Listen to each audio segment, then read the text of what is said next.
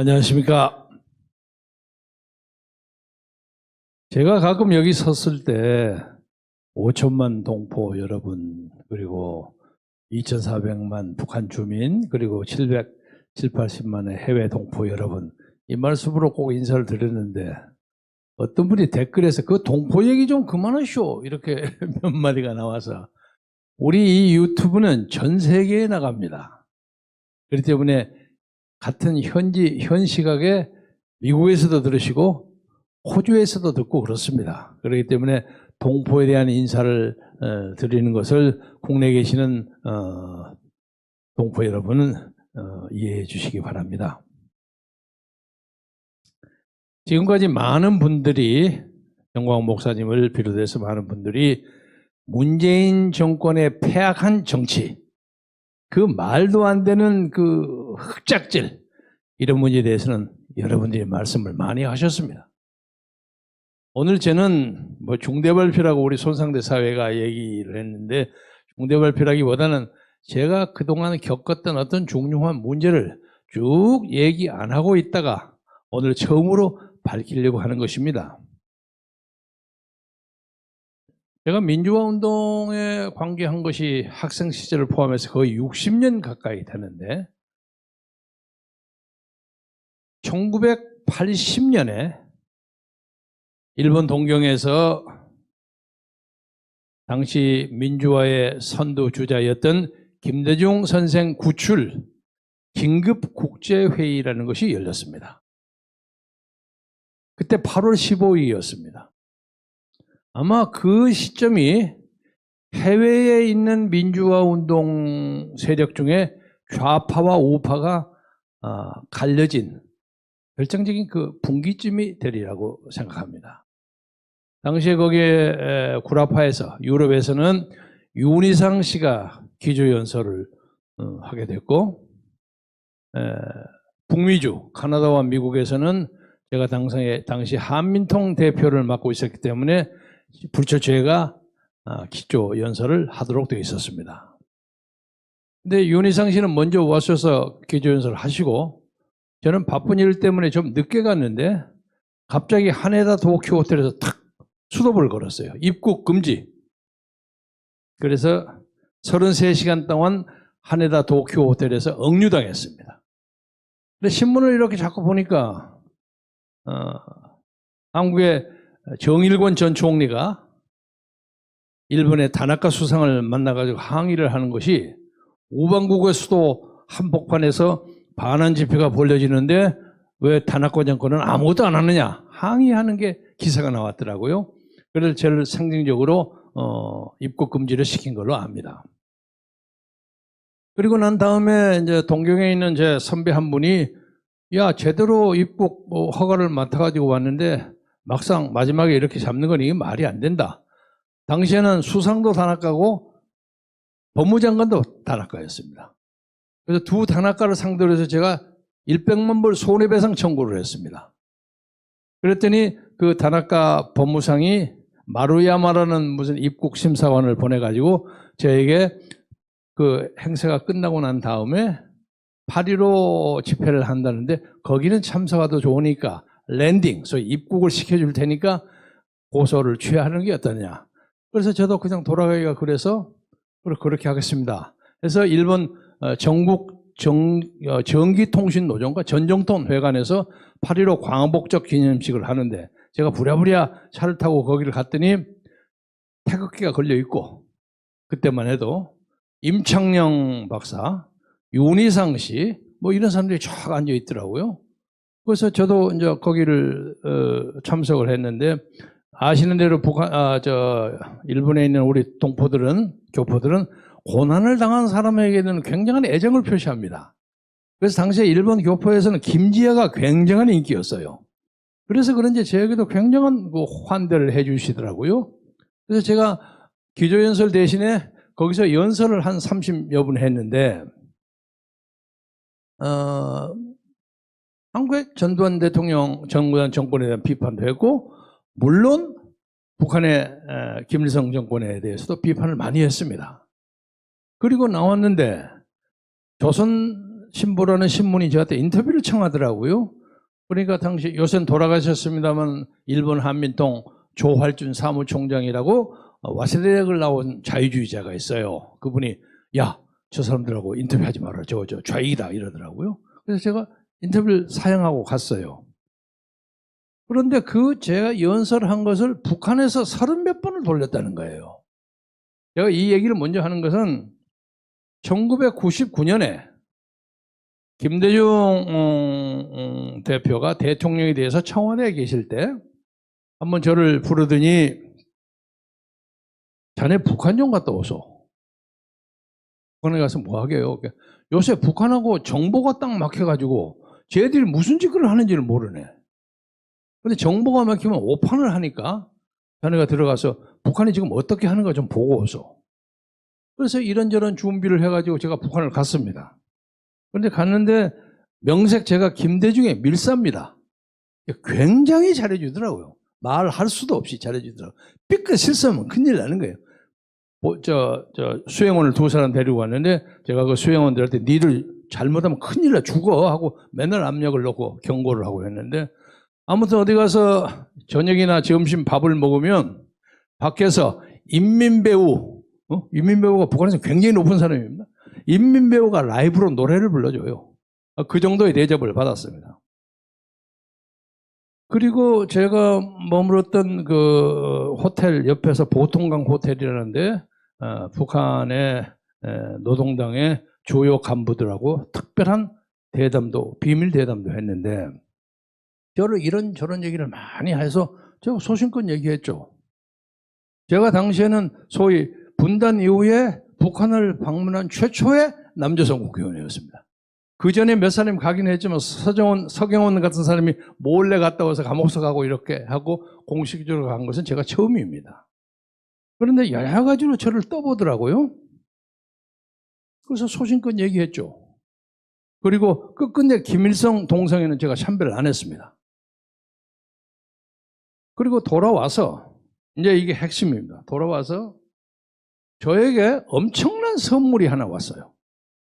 한 6m쯤 가까이 되는 큰 그 시베리아 호랑이 표구가 된 거예요. 엄청나게 큰 표구가 와서 이건 누가 보냈냐?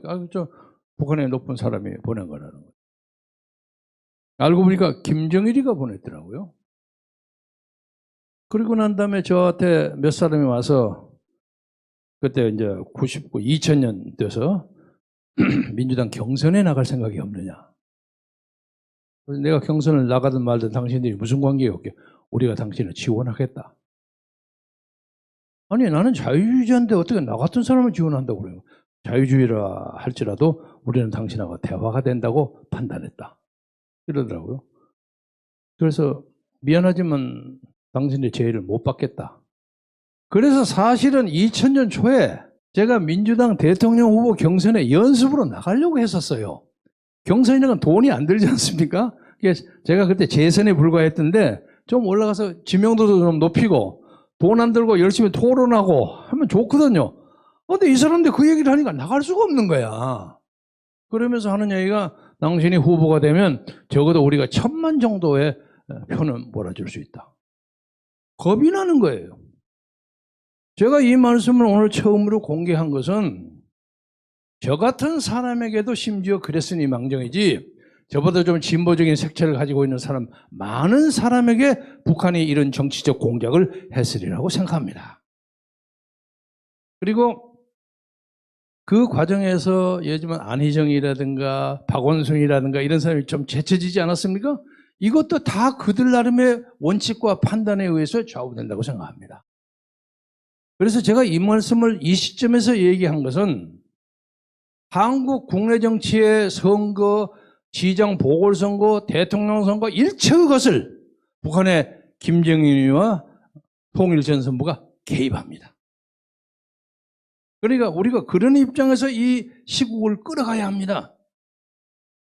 그런데 지금 다가오는 시장선거에 야권은 2개로 분열되어 있습니다. 꼭 야권이라고 얘기할 수는 없지만 비여권. 국민의힘 쪽하고 안아무개하고 분열되어 있는데 제가 여기저기 가서 그 얘기 많이 드립니다만은 둘이가 동시에 나오면 반드시 떨어집니다. 근데 둘 중에 누가 나와도 이깁니다.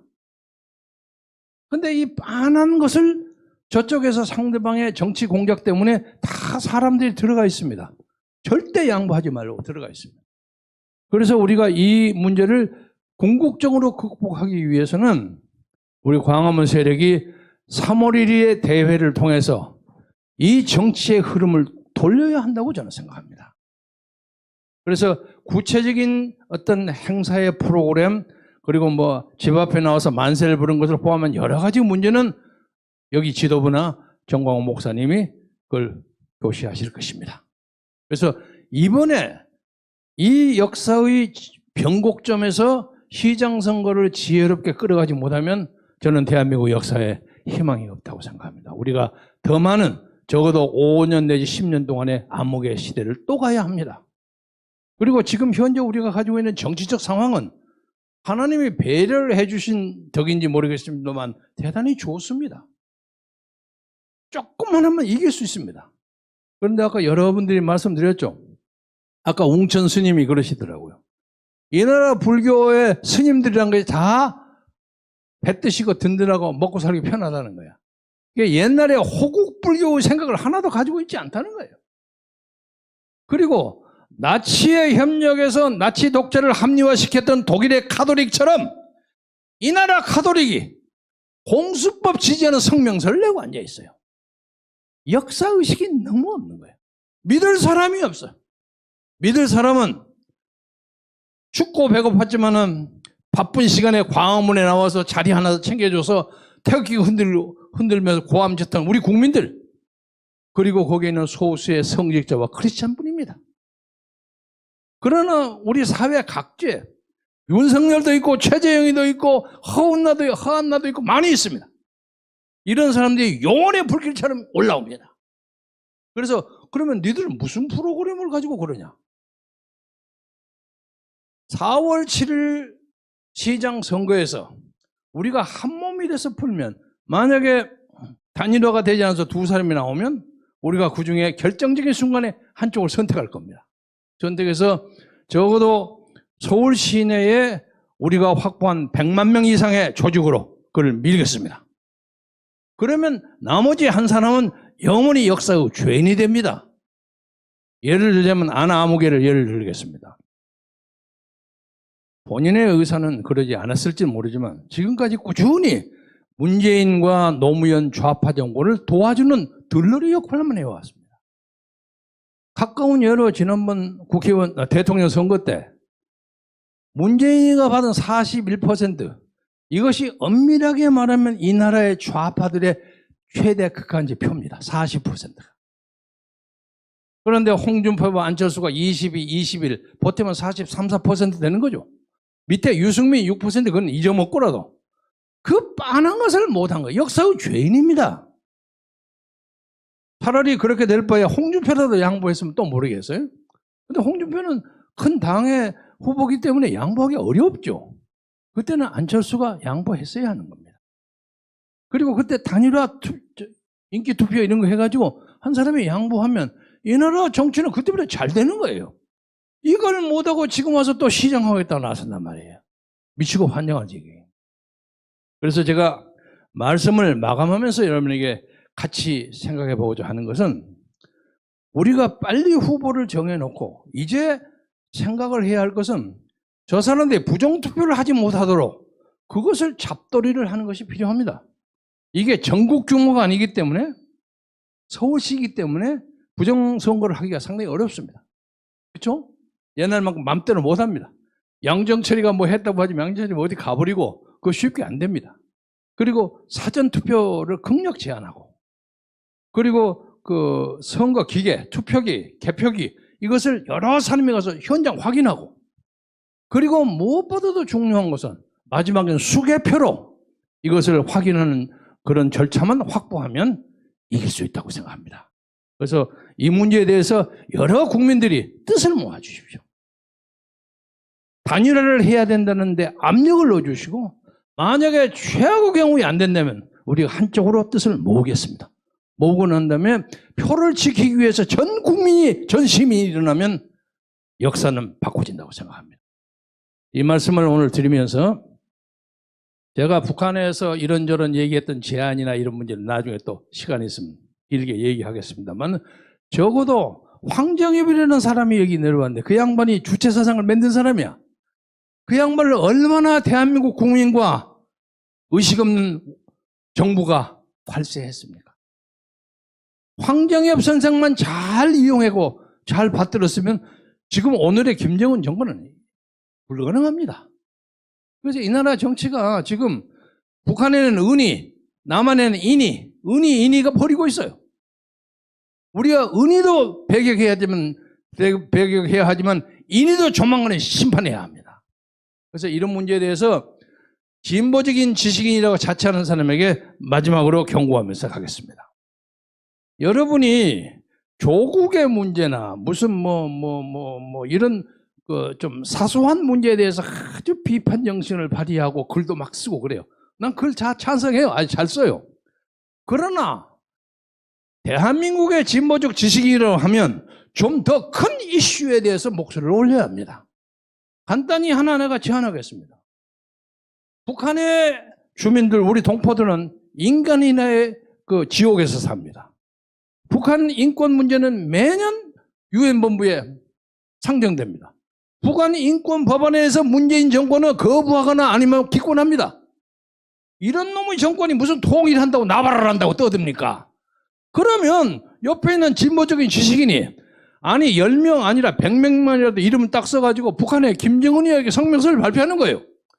니들 뭐 남반부 해방한다고 자시고 떠들면서 왜 주민을 이렇게 고생하느냐. 이런 성명서나 내지 못하는 지식인이 무슨 자유지식인입니까?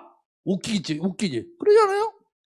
그러니까 적은 조국이 가지고 뭐 어쩌고저쩌고 하면서 뭐 자기는 굉장히 깨끗한 것처럼, 물론 그게 나쁘다는 것은 아니지만 그런 트리비얼한 것, 적은 것이 한 것이라 큰 것을 봐주기를 바랍니다.